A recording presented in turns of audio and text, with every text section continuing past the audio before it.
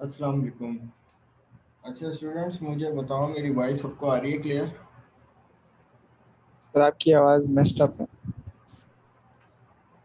क्या वो स्टक हो रही है? मेरी आवाज़ सही नहीं आ रही?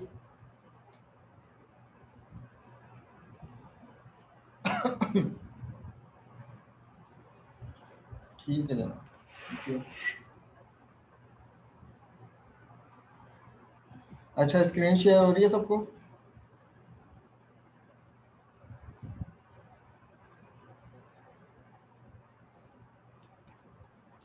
Yes sir. ठीक है जनाब।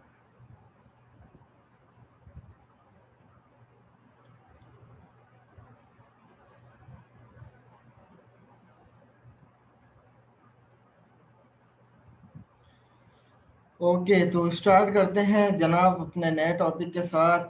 लास्ट क्लास में हम लोगों ने मिड से पहले वाली जो क्लास थी उसमें हम लोगों ने लूप तक की कहानी डिस्कस कर ली थी कि भाई लूप क्या होते हैं, आइटरेटिव स्टेटमेंट्स, और नेस्टेडली वो किस तरीके से वर्क करते हैं, और उसमें कुछ पैटर्न प्रोग्रामिंग भी की थी और कुछ डिफरेंट एग्जांपल भी सॉल्व की थी, like prime number, like Fibonacci series, और ये तमाम चीज़ें।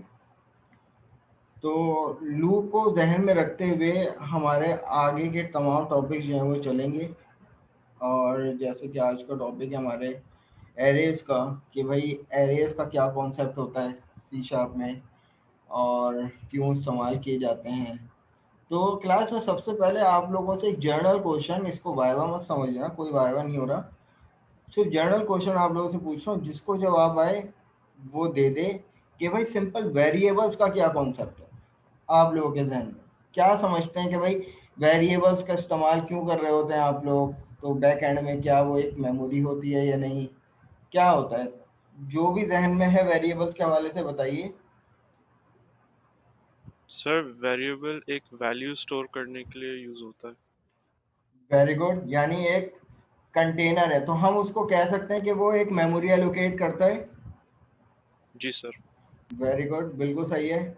तो जनाब अगर हमें हमें अभी तक ये चीज़ पता है कि भाई अगर एक वेरिएबल बना तो उसमें एक ही वैल्यू स्टोर होगी, राइट?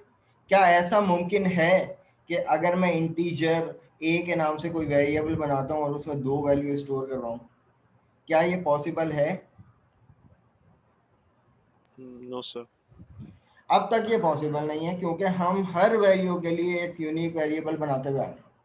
और ऐसा भी मुमकिन नहीं है कि अगर हमने एक वेरिएबल ए के नाम से बना लिया सेम स्कोप पे रहते हुए, ठीक है, तो क्या हम उसी नाम से दूसरा वेरिएबल बना सकते हैं? बिल्कुल नहीं बना सकते। हाँ, दूसरे स्कोप में ज़रूर बना सकते हैं कि अगर उस स्कोप में कोई क्लैश ना हो रहा हो।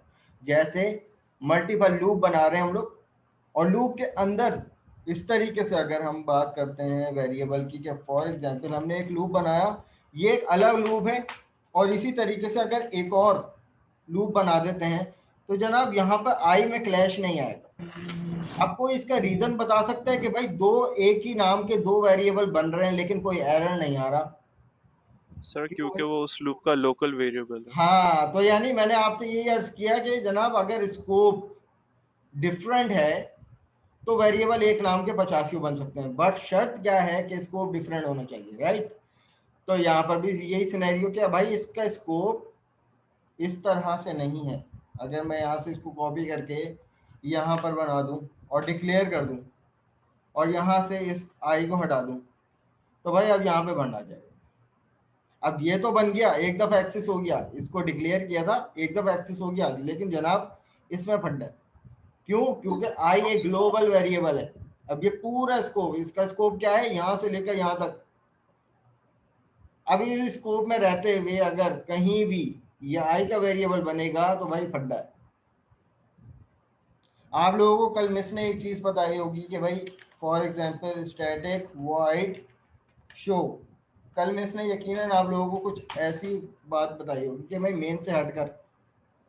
लेकिन जनाब इधर अगर मैं वेरिएबल बनाता हूं आई के नाम से, तो अब यहाँ पर कोई एतराज नहीं है, एतराज सिर्फ यहाँ पर है, राइट? तो अगर मैं इसको जे कर देता हूँ फॉर इंस्टेंस, तो यहाँ पर देखो कोई एतराज की बात नहीं। अब क्यों? क्योंकि इसका स्कोप जो है ये अलग स्कोप है और ये पूरा एक अलग स्कोप बना दिया जिसको हम लोग मेथड्स कहते हैं। लेकिन मेथड्स पे आएंगे, आज इसकी बात नहीं कर रहे, लेकिन यकीनन आपको मिस ने कल पढ़ा दिया होगा, राइट? Yes sir. अच्छा जनाब, तो मैं यहाँ पे बात कर रहा था कि भाई अभी तक के हमें ये बात पता है कि अगर कोई वेरिएबल बना देते हैं कि फॉर एग्जांपल ए के नाम से, और उसमें हमने एक वैल्यू स्टोर कर दी 100, तो जनाब मैं कॉमा लगाकर 200 इसके इसी वेरिएबल के अंदर नहीं दे सकता, क्योंकि अब तक जिस वेरिएबल की हमने बात की है वो एक सिंगल वेरिएबल था, वो कोई कलेक्शन टाइप नहीं था। वो वेरिएबल अपने पास अपने सेम टाइप की सिर्फ एक ही वैल्यू स्टोर कर सकता है, एक से ज्यादा नहीं। बट क्लास एरे का क्या कॉन्सेप्ट है? एरे भी जनाब एक वेरिएबल होता है, इस बात को ध्यान में रखना। कोई भी पूछे, एरे भी एक वेरिएबल होता है, लेकिन उसके अंदर एफिशिएंसी ये होती है कि सेम टाइप की एक से ज्यादा वैल्यू, पूरा कलेक्शन एक ही वैल्यू में स्टोर हो सकता है, उसके अंदर ये एबिलिटी होती है। सही है? तो एरे की सिंपल सी डेफिनेशन अगर मैं यहां पर लिखूं, चाहो तो नोट डाउन कर लेना, वरना गूगल पे बहुत सारी डेफिनेशन आपको मिल जाएंगी कि array is the collection of data with same data type. जनाब अगर आप लोगों ने यहां से लेकर यहां तक की बात की ना कि भाई कलेक्शन ऑफ डेटा है, तो आपकी 50% डेफिनेशन सही है, बट 100% आपकी कब सही होगी? क्योंकि ये शर्त है एरे की कि अगर आप कोई एरे बनाते हो तो जनाब उसका क्या मतलब है कि भाई हर एरे जिस टाइप का होगा उसके अंदर उसी टाइप की वैल्यू आएंगी। अब इसकी एक जर्नल सी एग्जांपल देता हूँ। टेबल बनाते हो सब लोग, चाहे वो डेटाबेस में या एक्सेल शीट में, या आपके एलएमएस की अगर मैं बात करूं, तो वहां पे क्लास आईडी का एक कॉलम होता है, आपके रिजल्ट आप लोगों ने चेक किए होंगे उसमें, और एक होता है भाई असिस्मेंट का एक कॉलम होता है। इसी तरीके से जो है ऑप्टेन टोटल मार्क्स का एक ऑप्शन होता है, एक कॉलम होता है, और इसी तरीके से ऑप्टेन मार्क का एक कॉलम होता है। या अगर हम हटकर अपने डेटा की एग्जाम्पल ले लें, तो भाई एक स्टूडेंट का टेबल है। अब एक स्टूडेंट के टेबल में एक कॉलम उसकी आईडी का है, एक कॉलम उसके नेम का है, एक कॉलम उसकी पासवर्ड का है। तो जनाब मुझे एक बात समझ के बताइए कि अगर आईडी के कॉलम की मैं बात करूं, तो क्या आईडी के कॉलम में नेम घुस सकता है? एक मासूमाना सवाल है, क्या ये चीज मुमकिन है? No sir. नहीं है। तो इससे हमें ये बात समझ में आती है कि जनाब उस टेबल में बना हुआ हर कॉलम एक एरे है, कि उस कॉलम के अंदर एक कलेक्शन हो रही है। आईडी का कॉलम है तो आईडी के नाम से एरे वेरिएबल बन गया, और उसके अंदर आईडी नंबर 1 2 3 4 5 जो भी आप लोगों की आईडी है, आप लोगों का अगर मैं डेटा वहां पे यूज करूं, तो जनाब हर स्टूडेंट की उस कॉलम में सिर्फ आईडी आएगी। तो मैं ये कह सकता हूं उसको कि भाई आईडी का एक एरे हो गया विद सेम डाटा टाइप के, उसमें सिर्फ इंटीजर वैल्यू आएंगी। क्या ये बात समझ में आई आप लोगों को? Yes sir. ठीक है। तो यहां पर भी एरे का जनाब यही सिनेरियो है। अब एरे वेरिएबल बनता कैसे है? हम सिंपल जो वेरिएबल बनाते हैं वो बनाते हैं इस तरीके से कि भाई इंटीजर ए। लेकिन एरे वेरिएबल कैसे बनता है कि इसके बाद डाटा टाइप के बाद आप ये वाले ब्रैकेट लगा देते हो। अगर आप लोगों को याद हो तो ऑपरेटर्स की लैब में हम लोगों ने ये वाला ऑपरेटर भी पढ़ा था, ठीक है? तो इसके लिए मैंने कहा था कि भाई ये एरे जब आएगा तो उसमें हम लोग ये डिस्कस करेंगे।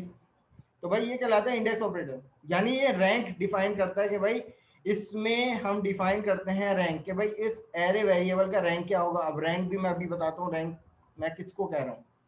एरे वेरिएबल ये बन गया इस टाइम। ए का जो वेरिएबल है ना जनाब, अब ये सिंपल वेरिएबल नहीं है, अब ये है इंटीजर टाइप का एक एरे वेरिएबल।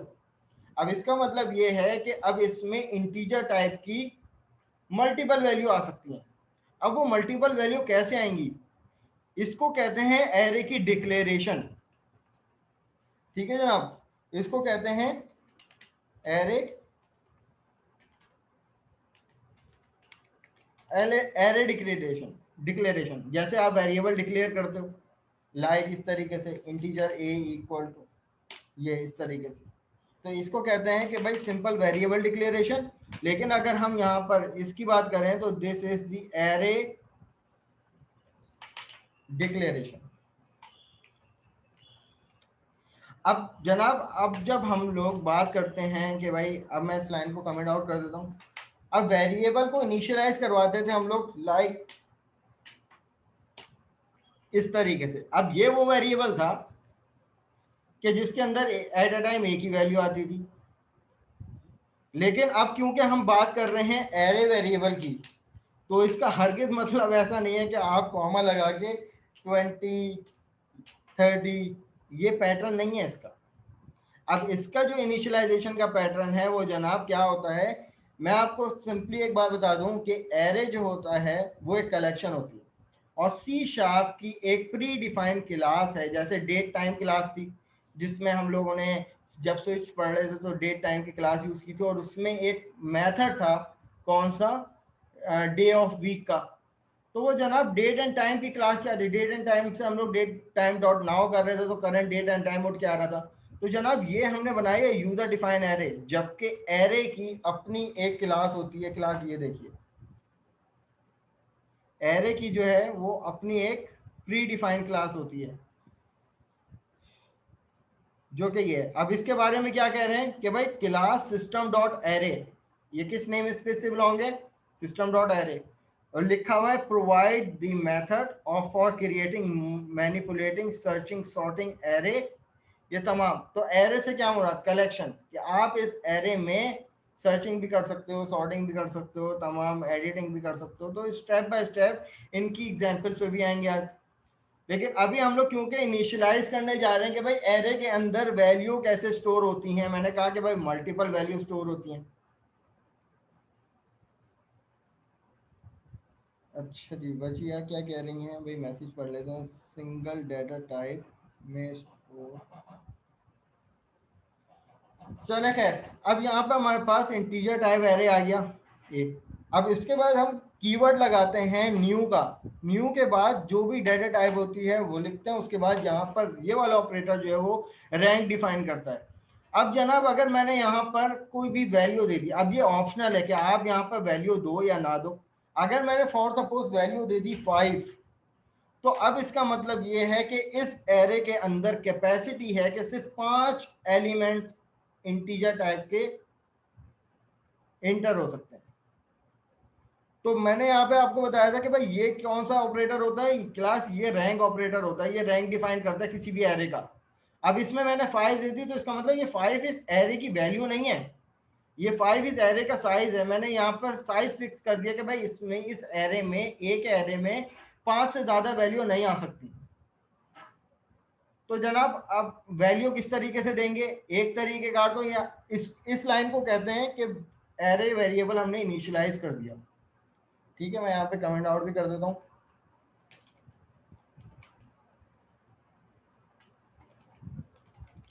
इनिशियलाइज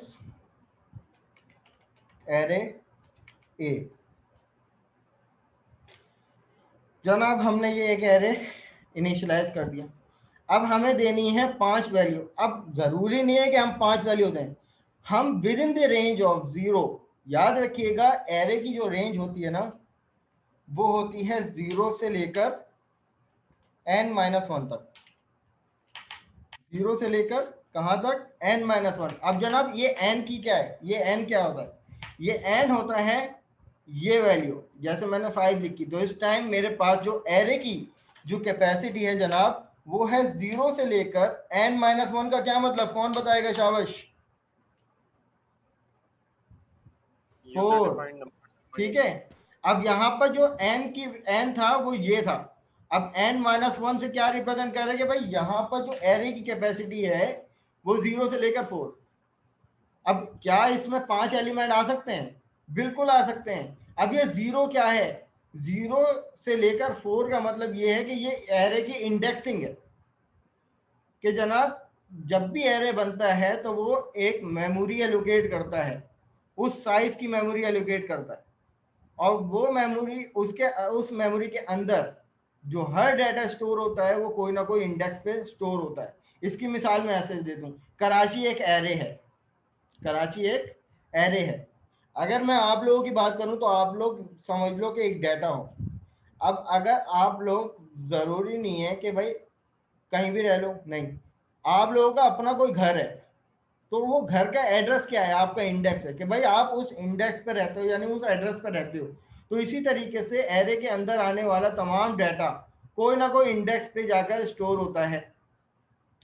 अब यहां पर हमने डिफाइन कर दी कि भाई इंडेक्सिंग, कि भाई एरे का साइज क्या होता है, 0 से लेकर n-1, यानी जो भी n की वैल्यू है उससे एक लेस तक। लेस तक की वजह क्या है, क्योंकि 0 से स्टार्ट होता है, 1 से स्टार्ट नहीं होता। अगर 1 से स्टार्ट होता तो ये 1 से लेकर 5 तक चलता, लेकिन क्योंकि 0 से स्टार्ट हुआ है तो 0, 1, 2, 3, 4, तो अगर देखा जाए तो ये है 5 ही एलिमेंट। अब जनाब बात आ जाती है कि भाई इसके अंदर वैल्यू कैसे स्टोर करवाएं।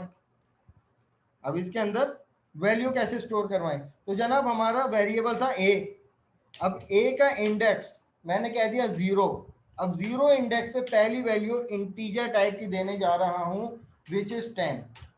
ये तरीकेकार है हमारे पास कि भाई हमने इसी ए के वेरिएबल में पहली वैल्यू स्टोर करवा दी। अब उसी तरीके से क्लास नेक्स्ट लाइन पे आ जाओ, ए के अंदर अब आ जाएगा इंडेक्स 1। इंडेक्स 1 में हमने वैल्यू स्टोर करवा दी 2। अब देखो क्लास इसने कोई एरर प्रोवाइड नहीं किया।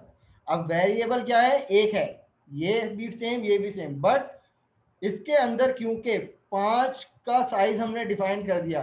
5 का साइज से क्या मुराद कि भाई 0 से लेकर इंडेक्सिंग 4 तक जितने भी इंडेक्सिंग है उनमें हम अपनी मर्जी से कोई भी वैल्यू दे सकते हैं। अब ये बात जरूरी नहीं है कि हम 5 ही वैल्यू देंगे, ये हम पे वाजिब है, नहीं। हम 5 से कम तो दे सकते हैं लेकिन 5 से ज्यादा नहीं दे सकते। यानी मैं यहां पर ये नहीं कर सकता कि भाई ए और इसका इंडेक्स मैंने दे दिया 5, तो इट इज नॉट एक्सेप्टेबल मादरत के साथ। जनाब इसलिए एक्सेप्टेबल नहीं होगा, अगर मैं यहां पर कंसोल डॉट राइट लाइन में ए के इंडेक्स में जो 5 का इंडेक्स है, अगर मैं उसकी वैल्यू यहां पर प्रिंट करवाने की कोशिश करूं, तो मुझे बताइए कि क्या वैल्यू प्रिंट होगी या नहीं। तो यहां पर इसको चेक कर लेते हैं, कोई वैल्यू नहीं आएगी। हमने वैल्यू हालांकि देने की कोशिश की 30, बट क्लास ये एक्सेप्शन आ जाएगी। अब ये एक्सेप्शन क्या है, ये रन टाइम एरर है। कह रहा है कि index was outside the bound of an array. आपने इंडेक्स का, आपने एरे का साइज जो रखा था जनाब वो 5 रखा था। 5 का मतलब है 0 से लेकर 4 इंडेक्स तक। आप यहाँ पर मैक्सिमम 4 इंडेक्सिंग तक वैल्यू दे सकते हो, 4 से ज्यादा नहीं दे सकते। हाँ अगर मैं यहाँ पर 4 देता तो ये एक्सेप्टेबल था, लेकिन क्लास अभी भी आप लोग यहाँ पर देखो, तो अगर मैं यहाँ पे कमेंट आउट करने के समझाने की कोशिश करूं, तो भाई पहला इंडेक्स हो गया 0। 0 पे कौन सी वैल्यू है, 10। दूसरा इंडेक्स हो गया 1। 1 पे कौन सी वैल्यू है, 20। लेकिन क्लास अभी भी नोटिस करो कि भाई 2 इंडेक्स जो है वो खाली है, ठीक है, और 3 इंडेक्स जो है वो भी खाली है। बट 4 इंडेक्स में हमने दे दी value which is equal to 30। तो अब मुझे बताइए कि अगर मैं यहां पर लिखता हूं 2, तो क्या ये भी एक्सेप्शन जनरेट करेगा, क्या होना चाहिए आपके हिसाब से। सर करेगा एक्सेप्शन क्रिएट। एक्सेप्शन जनरेट करेगा।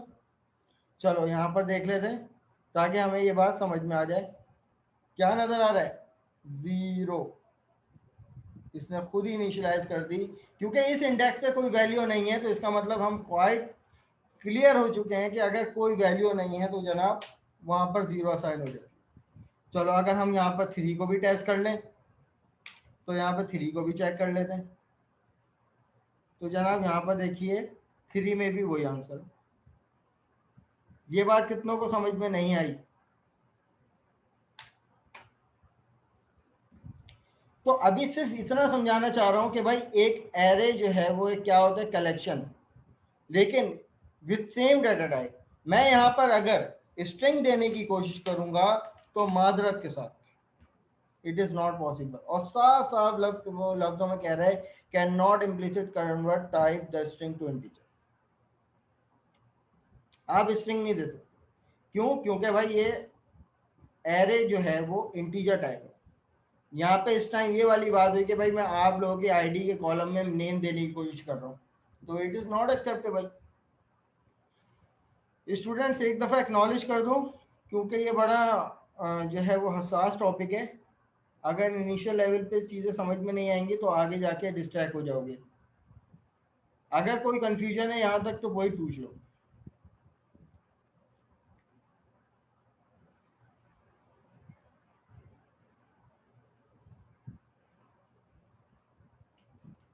क्या हुआ, सांस आ रही है?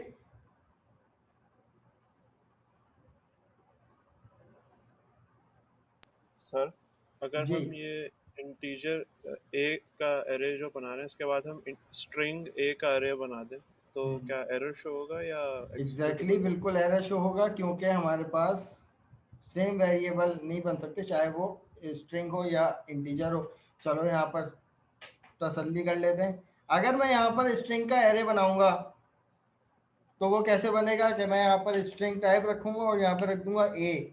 अभी जस्ट मैं इसको डिक्लेयर भी करूंगा तब भी एरर, लोकल वेरिएबल। क्योंकि देखो ना, स्कोप स्कोप सेम है, चाहे वो एरे का डिफरेंट वेरिएबल हो या कुछ हो। अब यहाँ पर तो वही बात आ गई ना कि अगर मैं एक वेरिएबल बनाऊं इंटीजर एक्स और यहाँ पे बनाऊं स्ट्रिंग एक्स, तो it will give the error, right?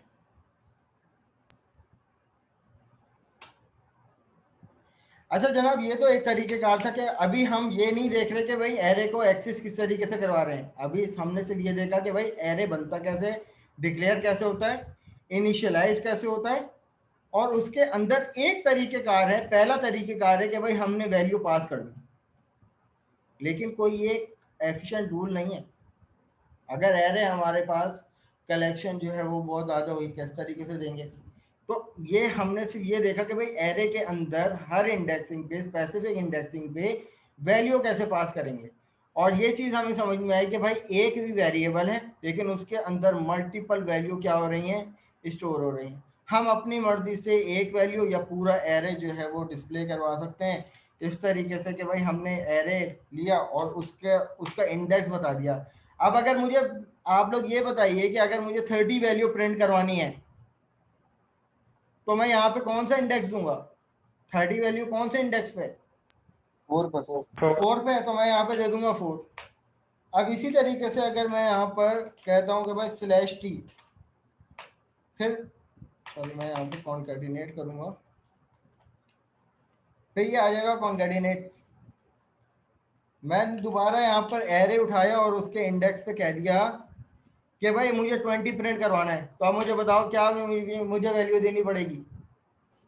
1। 1। समझ में आ गई? अब ऐसे तमाम पूरा एरे आप चाहो तो प्रिंट करवा लो या कुछ। अब जनाब हमारे पास दूसरा तरीकेकार है, चलो पहले आउटपुट देख लेते हैं, आउटपुट क्या आ रहा है इसका। तो यहाँ पर देखिए हमारे पास क्या आउटपुट आ रहा है, 30 20। अब उसके बाद ये अगली लाइन पे ये क्या आ रहा है, वो इसकी वजह से आ रहा है। ठीक है, टेंशन नॉट। सर जी बोलिए। सर अगर दोनों एरेस को ऐड करना हो तो फिर क्या करेंगे? ऐड से क्या मुराद? सम करने के लिए। हाँ उसका हमारे पास मेथड आता है, उस पर आएंगे अभी, ये तमाम चीज़ें करेंगे इम्प्लीमेंट, टेंशन नॉट। अभी सिर्फ हम लोग देख रहे हैं कि भाई इनिशियलाइजेशन हमने एक तरीके से देख ली, ठीक है। सर और ये जी सर ये बोलिए। रैंक देना मतलब जरूरी है? हम रैंक दिए नहीं बगैर नहीं नहीं इसमें नहीं, इनपुट? जरूरी नहीं है, जरूरी नहीं है मेरे भाई, जरूरी नहीं है। अभी मैं आ रहा हूँ ना और दूसरे सर ये कई तरीके स्ट्रिंग के कार से मैं कीवर्ड्स आप भी लोगों बता को करने की कोशिश कर रहा हूँ।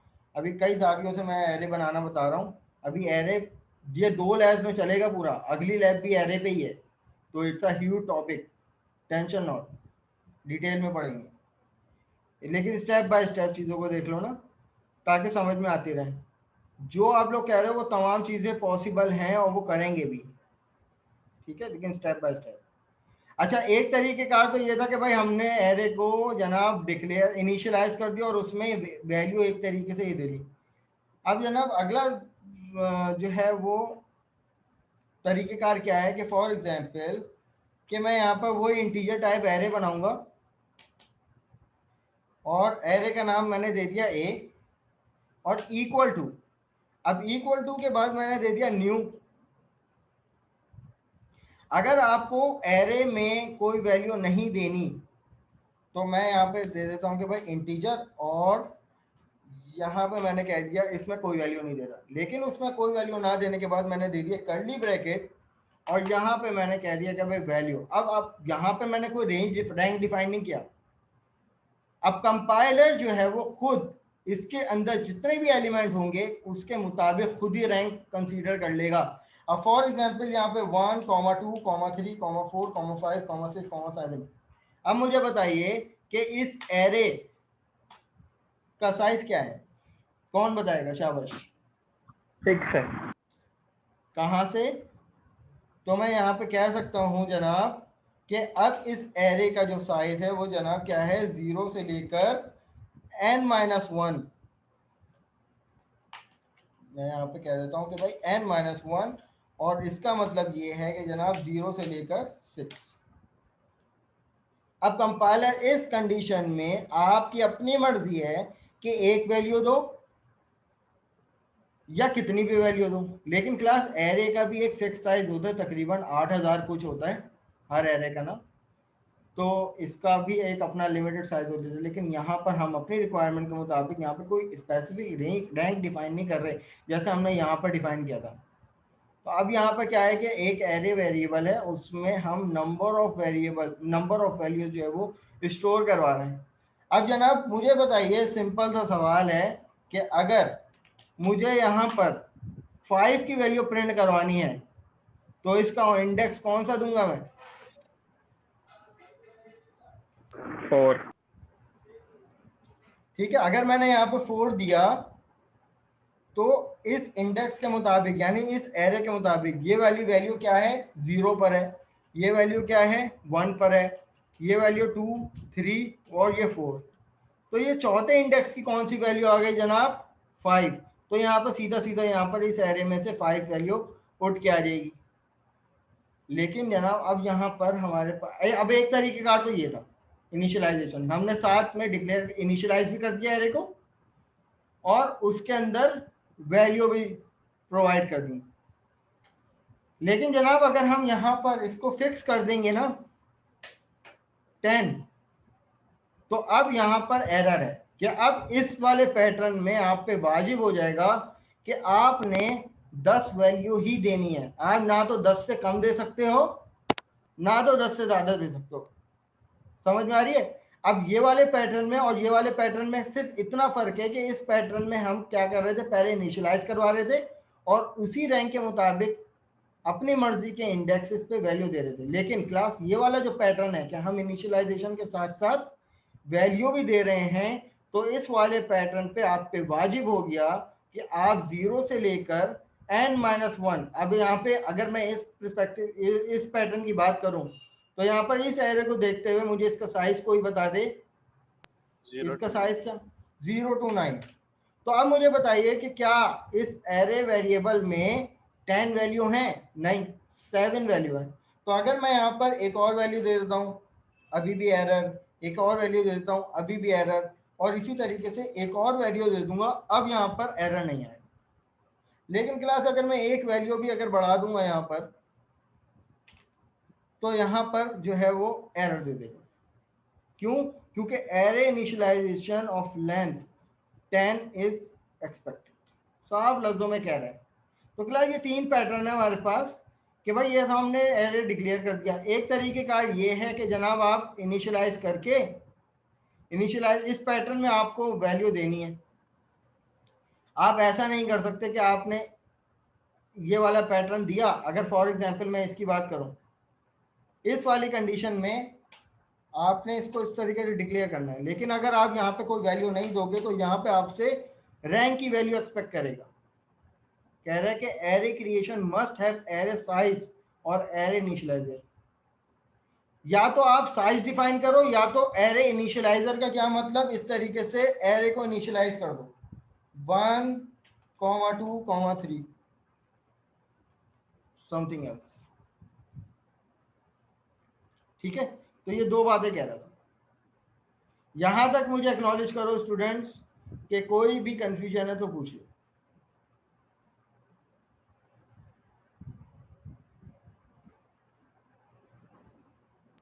सर हम ये जो आपने स्क्वायर ब्रैकेट्स के अंदर जो पहले वैल्यू दी थी एरे के अंदर और फिर दोबारा से आपने उसके बाद कर्ली ब्रैकेट्स में भी दी, तो दोनों में तो आप नहीं दे सकते ना, एक ही में देनी नहीं है ना? नहीं नहीं नहीं नहीं नहीं, देखो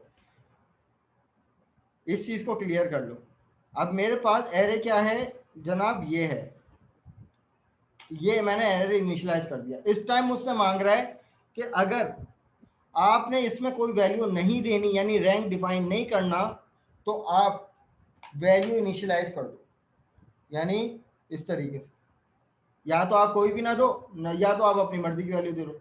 लेकिन अगर आपने कर्ली ब्रैकेट नहीं दिया तो अब आपसे दूसरा चांस क्या मांग रहा है कि भाई आप यहाँ पर पहले रैंक डिफाइन करो और उसके बाद आगे जाके अपनी मर्जी से वैल्यू इनिशियलाइज करो। लेकिन इसका तीसरा जाविया ये है जनाब, अगर आप कोई वैल्यू दे भी देते हो और साथ में इनिशियलाइज करते हो तो यहाँ पे अब इस टाइम आप पे वाजिब है कि 10 वैल्यू ही आनी चाहिए, 10 से ना तो ज्यादा ना तो कम। तो सर इसमें फायदा क्या होता है? हम पैसे स्क्वायर ब्रैकेट्स में भी दे रहे हैं, उसमें भी सेम ही काम हो रहा है, कर्ली ब्रैकेट्स में भी दे रहे हैं तो सेम ही काम हो रहा है। नहीं, कहाँ सेम काम हो रहा है? देखो कर्ली ब्रैकेट इस सिचुएशन में देखो, अभी यहाँ पे रैंक क्या है 10, तो अब कर्ली ब्रैकेट में हमने यहाँ पर सिर्फ 10 ही वैल्यू देनी है। लेकिन अगर मैं कर्ली ब्रैकेट हटा के नेक्स्ट लाइन पे आऊंगा ना तो अब यहाँ पे मेरे पास ऑप्शन है कि जनाब अगर मैंने अपनी मर्जी से कोई वैल्यू देनी है तो मैंने फॉर एग्जांपल इंडेक्स 1 पे वैल्यू दे दी 10, बाकी जो इंडेक्सेस खाली हैं उस पे इसने बाय डिफॉल्ट क्या कर दिया, 0 से इनिशियलाइज कर देगा तमाम इंडेक्स को। ये सिर्फ समझाने के लिए अभी मैं एक लूप इस्तेमाल करके दिखा देता हूं आप लोगों को, सिर्फ समझाने के लिए कि भाई ये इसका वर्क फ्लो क्या है। मैंने ले लिया फॉर लूप। एरे जो स्टार्ट होता है वो 0 से स्टार्ट होता है और कहां तक ही जाता है, एरे की लेंथ से लेस तक। तो मैंने यहाँ पे कर दिया कि जनाब जो मेरा एरे है a डॉट लेंथ, ठीक है, और कंसोल डॉट राइट लाइन में मैं कह रहा हूं कि भाई एरे के इंडेक्स ये। तो अब यहां पर देखिएगा ये लूप तब तक चलेगा जितना बड़ा ये एक एरे होगा।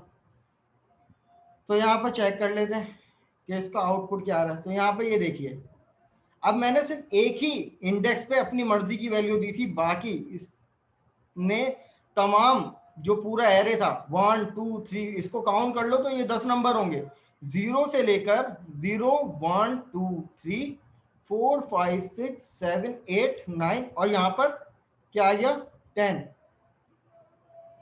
तो यहाँ पे मैंने कंडीशन क्या दी थी, 0 से less than array dot length.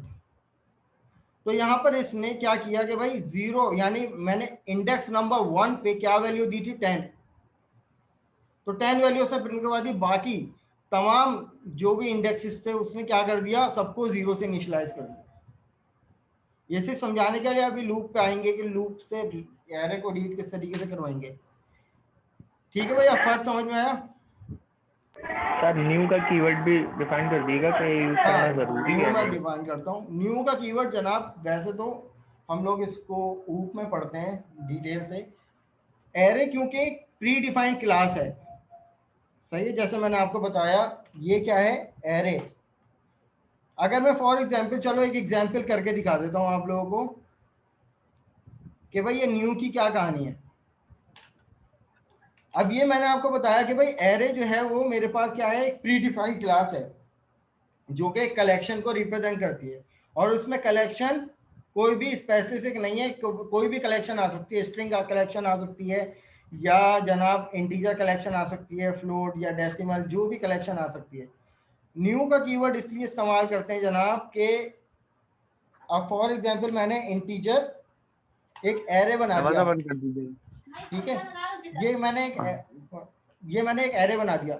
अब इसके बाद न्यू का कीवर्ड मैं इसलिए लगाता हूं ताकि मैं ये डिफाइन करूं कि भाई एरे, इस यूजर डिफाइंड एरे को प्री डिफाइंड क्लास से मैं क्या करने जा रहा हूं, लिंक करने जा रहा हूं। तो न्यू का कीवर्ड लगाते हैं। कभी भी एक वेरिएबल को किसी भी स्पेसिफिक क्लास से अगर हमें लिंक करवाना हो या रेफरेंस देना हो या कुछ भी ऐसा करना हो तो हम न्यू का कीवर्ड इस्तेमाल करते हैं। तो न्यू से क्या क्रिएट होता है कि भाई ये कलेक्शन बन गई। अब इसी तरीके से एक कलेक्शन होती है लिस्ट टाइप की। ठीक है, मैंने यहाँ पे बना दिया और इक्वल टू न्यू के बाद मैं यहाँ पे देता हूँ लिस्ट, और लिस्ट की जनाब यहाँ पर टाइप आती है इस तरीके से। तो यहाँ पे लिस्ट क्या है, बेसिकली एक प्री डिफाइंड क्लास है। तो इसी तरीके से एरे भी क्या है, एक कलेक्शन है। लिस्ट भी क्या है, एक कलेक्शन है। तो इसलिए न्यू का कीवर्ड इस्तेमाल होता है। अच्छा, एक तरीकेकार क्या है कि आप विदाउट न्यू का कीवर्ड लगा के भी एरे बना सकते हो। कि फॉर एग्जांपल मैंने यहाँ पे एक एरे बनाया, इक्वल टू के बाद मैंने डायरेक्ट यहाँ पे कलेक्शन दे दी 1, 2, 3, 4, 5, 6। अब मेरी अपनी मर्जी के इस टाइम में इस एरे में कितने भी एलिमेंट जो है वो स्टोर करवा सकता हूँ। अब अगर मुझे इस एरे को ही प्रिंट करवाना है, तो भाई एक तरीके का ये है कि भाई हर लाइन पर इस तरीके से एरे उठाओ, यानी ए उठाओ, ए, और उसका इंडेक्स डिफाइन करो इस तरीके से। भाई पहले आ गया 0, फिर उसके बाद यहाँ पर एजुकेशन सिस्टम वांट एजुकेशन कमान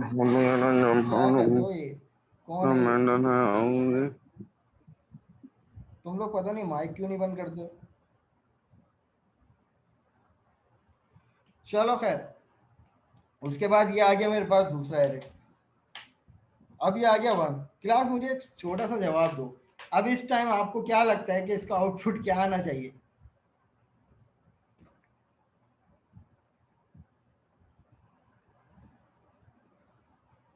जनाब सर 1 और 2 आना चाहिए। 1 2 कॉन्कैटिनेशन। नहीं जनाब, ये आपको लगता है कॉन्कैटिनेशन होगी? इंटीजर टाइप है, ऐड हो जाएगा। ऐड हो जाएगा। तो हम ये एक्सपेक्ट कर रहे हैं कि जनाब इसका आउटपुट जो है वो 3 आना चाहिए। ठीक है, इस लाइन को बोल गया, ये 5 जो है वो इस लाइन की वजह से आ रहा है। ठीक है जनाब, आउटपुट क्या आ रहा है? 3, इंटीजर टाइप है। अब जनाब हमारा ये मुद्दा है कि भाई हमने ये एरे बना दिया। अब एरे की कलेक्शन जो है वो हो सकता है 1000 का एरे हो। सही है, अगर मैं यहाँ पर कॉन्कैटिनेट करूँ 7, 8, 9, 10, 20, 13 और ये तमाम 2 और ये आ गया 25। अब ये भाई ये मेरे पास एक कलेक्शन बन गया। अब मैं अगर इस तरीके से इस एरे को रीड करवाने बैठा तो जनाब ये तो जुम्मा हो जाएगा। ठीक है, तो अब तरीकेकार क्या है? अब जनाब हमें पता है कि भाई लूप क्या होता है। लूप क्या चलता है? आइटरेशन वाइज चलता है। अब लूप से ज़रूरी नहीं है कि हम अपनी मर्जी के आइटरेशन चलाएं, हम किसी भी कलेक्शन को भी रीड करवा सकते हैं। आज मैं आप लोगों को फॉर ईच भी बताऊंगा कि भाई फॉर ईच क्या होता है। हमारी ये मीटिंग जो है वो लेस देन अ मिनट रह गई है जनाब।